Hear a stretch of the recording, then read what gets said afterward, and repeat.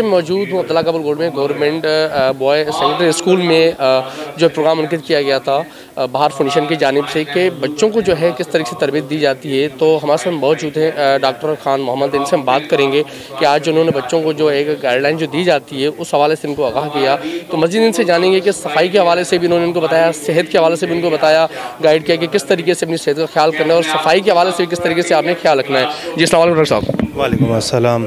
जनाब ये बताइएगा कि आज जो बच्चों को आप लोगों ने जो एविडेंस दी है कि किस तरीके से सफाई का ख्याल रखना चाहिए और सेहत का किस तरीके से ख्याल रखना चाहिए, तो क्या समझते हैं कि बहुत ज़रूरी है हमारा कि मॉर्निंग में जैसे हम सुबह सुबह उठते हैं तो जैसे आपने बच्चों को बताया कि भाई सेहत का एक बहुत ही ज़रूरी है ख्याल करना जिससे बंदा एक फिट रहता है, तो क्या कहेंगे आप?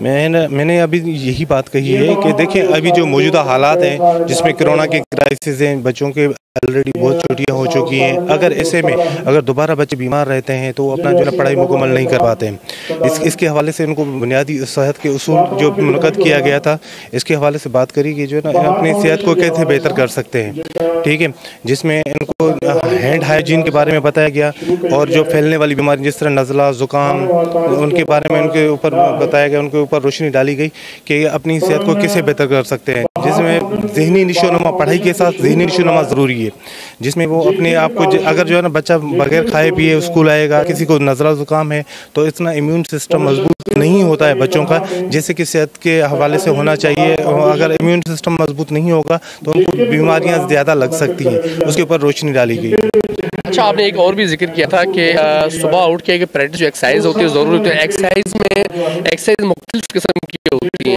जो मेन जो इम्पोर्टेंट है जो सुबह सेहत के लिए वो कौन सी है? तो पीडी हो जाती है, उसके अलावा जंपिंग हो जाती है, तो जो बताएं जो ज़रूरी हो।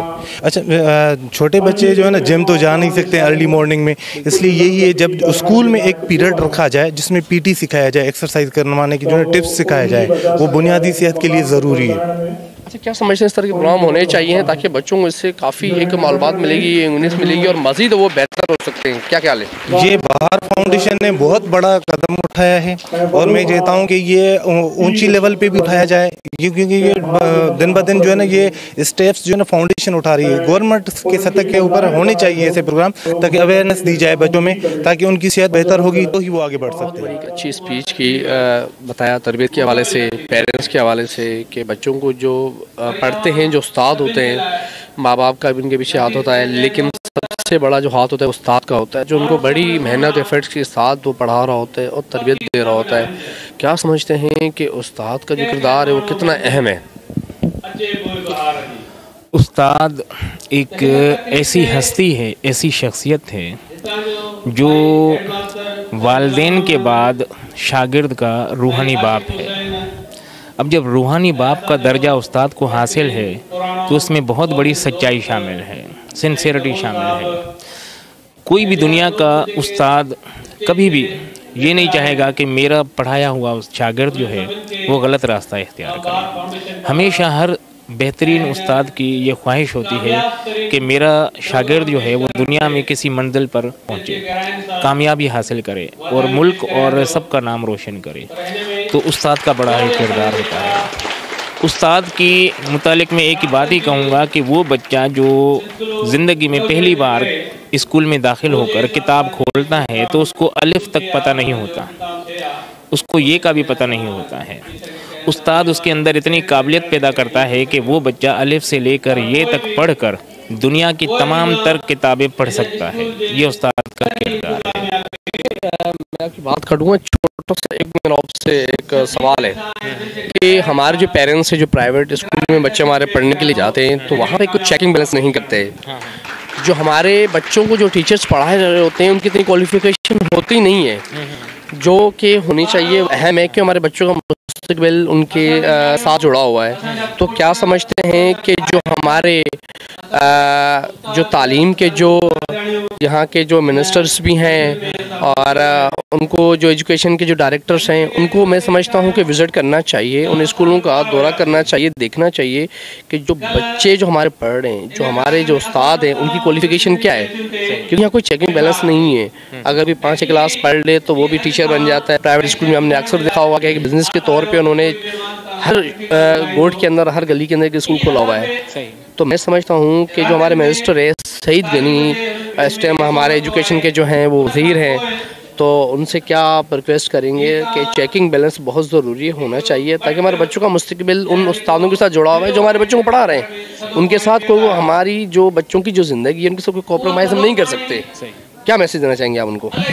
मैं वज़ीर तालीम सईद गनी साहब को ये मशवरा दूंगा कि स्कूल प्राइवेट खुलने चाहिए, लेकिन ऐसा भी ना हो कि स्कूल के अंदर 25 या 30 बच्चे हैं तो ज़ाहिर है उनकी फ़ीस जो कलेक्ट होगी वो एक अच्छे टीचर को पे करने के काबिल नहीं होगी। तो स्कूल एक ऐसा होना चाहिए, या तो उसको बिज़नेस के तौर पर न खोलना चाहिए, उसको सदका जारिया के तौर पर और तालीम को फैलाने के लिए मकसद के लिए खोलना चाहिए। उसमें अगर ये जो स्कूल खोलने वाला मालिक है उसको अपने घर से भी देना पड़े तो देना चाहिए, क्योंकि पुराने दौर में भी असातिज़ा जो थे वो मुफ्त में ट्यूशन पढ़ाते थे, तालीम देते थे। तो आज के दौर में बड़े पैमाने पर स्कूल खोलने चाहिए ताकि एक उस्ताद को अगर हायर किया जाता है तो वो एक काबिल और तजर्बेकार उस्ताद होना चाहिए। अगर ये कम क्वालिफ़िकेशन का टीचर अगर ये किसी 9th के बच्चे को पढ़ाएगा तो वो तालीम थोड़ी दे सकेगा, वो तालीम नहीं दे सकेगा। और ये गवर्नमेंट इदारों के अंदर, एजुकेशन डिपार्टमेंट के अंदर रूल्स एंड रेगुलेशंस हैं जिनको अगर अप्लाई किया जाएगा तो कोई भी ये छोटे छोटे स्कूल जो बग़ैर किसी मकसद के छोटी छोटी सैलरी पर, मुख्तसर सैलरी पर अपॉइंटमेंट कर रहे हैं, ये सारे जो है ना इलीगल है। तो अगर गवर्नमेंट ऑफ सिंध इस पर एक्शन उठाए तो छोटे छोटे स्कूलों में जो मुख्तसर सैलरी पर असातिज़ा अपॉइंटमेंट किए जाते हैं, ये इस पर अमल हो सकता है।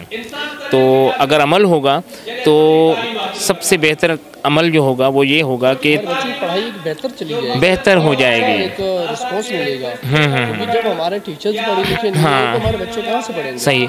तो छोटे छोटे अगर ये 10 स्कूल हैं और उनकी जगह पर एक बड़ा स्कूल इलाके में है तो वो तमाम बच्चों को मयारी तालीम दे सकता है। और उस एक बड़े स्कूल के अंदर जो स्कूल में उस्ताद हायर होंगे वो बेहतरीन होंगे, तो इससे तमाम तर जब बच्चे जो हैं वो एक मयारी और बेहतरीन तालीम हासिल कर सकते हैं। तो बजाय इसके कि 10 स्कूल छोटे छोटे हों, उसकी जगह पर इलाके में एक बड़ा स्कूल होना चाहिए, उसका चेक एंड बैलेंस होना चाहिए। हुकूमत सिंध को भी उसकी जो है ना बार बार जो है वेरिफिकेशन, हाँ डायरेक्टर हैं, हाँ सुपरवाइज़र हैं, जो भी है अमला है वो प्राइवेट। अच्छा, बड़ी बात है कि गवर्नमेंट ऑफ सिंध की तरफ से एक डायरेक्टर जनरल भी हैं जो प्राइवेट स्कूलों के हैं। वो अगर ये एक्शन उठाएंगे और देखेंगे तो मेरे ख्याल में क्या कहेंगे। माशाल्लाह आज बार फाउंडेशन की जानिब से बड़ा एक अच्छा प्रोग्राम मुनक़िद किया गया है जिसमें बच्चों को बड़ी सी अवेयरनेस भी दी जा रही है। तो क्या समझते हैं कि इस तरह के प्रोग्राम होने चाहिए? जी, बहुत ज़रूरी होते हैं। किसी भी इदारे के लिए एक्टिविटीज़ का होना बहुत लाजमी होता है। बच्चे उससे बहुत कुछ सीखते हैं।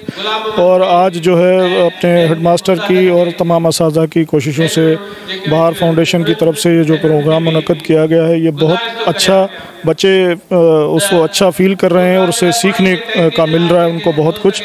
और हम तो चाहते हैं कि हर साल हर महीने कोई ना कोई ऐसी एक्टिविटी हो जिनसे बच्चों को कुछ सीखने को मिले। मैं बहार फाउंडेशन का बहुत शुक्रिया अदा करता हूं क्योंकि मैं तो ख़ुद उसका एक मेंबर भी हूं। मगर ये जो तकरीब उन्होंने मुनक़्क़द कराई है, सेहत या बुनियादी उसूल, और बच्चों को सेहत के बारे में बताया गया है, इल्म के हवाले से बच्चों में जो है अपना आगे बढ़ने की सलाहियत पैदा करने के लिए उन्हें उजागर किया जा रहा है, तो ये बहुत अच्छा अमल है। मुझे बहुत खुशी हुई इस प्रोग्राम से। जी बिल्कुल नाज़रीन, अगर बात करें हम इस तरह के प्रोग्राम्स की तो प्रोग्राम्स होने चाहिए जिससे बच्चे जो है बहुत कुछ सीखते हैं। यहाँ मैं एक और सवाल उठाऊंगा कि जो हमारे पेरेंट्स हैं उनको भी चाहिए कि वो चेकिंग बैलेंस रखा करें, क्योंकि जो हमारे उस्ताद हैं वो हमारे बच्चों को जो पढ़ा रहे हैं तो उनकी क्वालिफ़िकेशन क्या है।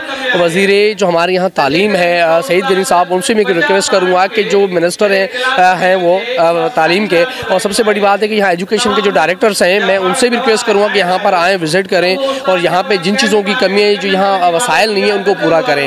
और जो प्राइवेट स्कूल खुले हुए जहाँ उस्ताद पढ़ा रहे हैं हमारे बच्चों को, तो उनके ऊपर भी थोड़ा सा चेकिंग बैलेंस रखा करें, क्योंकि जो हमारे बच्चों को जो एजुकेशन दे रहे हैं तो उनके पास का तालीम है या नहीं है। क्योंकि बहुत बड़ा एक सवाल निशान है कि जो हमारे बच्चों का मुस्तकबिल उन उस्तादों के साथ जुड़ा हुआ होता है जिनके पास कोई तालीम नहीं होती है। तो खुदारा तालीम के साथ कोई कॉम्प्रोमाइज़ ना करें, ना ही बच्चों की ज़िंदगी के साथ कोई कॉम्प्रोमाइज़ करें। और जो पेरेंट्स हैं, माँ बाप हैं, उनको भी चाहिए कि अपना हक अदा करें, रोल अदा करें और जाएँ हर स्कूल में जहाँ पर अपने बच्चों को पढ़ाते हैं, जो फीसें अदा कर रहे होते हैं बआसानी और हर महीने, तो खुदारा वहाँ जाके चेकिंग बैलेंस रखा करें कि देखें कि हमारे बच्चे जो हैं वो किस तरीके से पढ़ रहे हैं, जो उस्ताद हैं उनकी क्वालिफ़िकेशन क्या है। तो नाज़रीन, हमेशा की तरह इस बार भी मैंने इस मौजू को इसलिए उठाया है कि ये मैसेज जो है उन लोगों के लिए है जो अपने बच्चों को जो है सिर्फ उस्ताद के ऊपर छोड़ देते हैं, अपना फ़र्ज़ जो है पूरा नहीं करते। कैमरा टीम के साथ इमदाद अली, कैचा न्यूज़, कराची।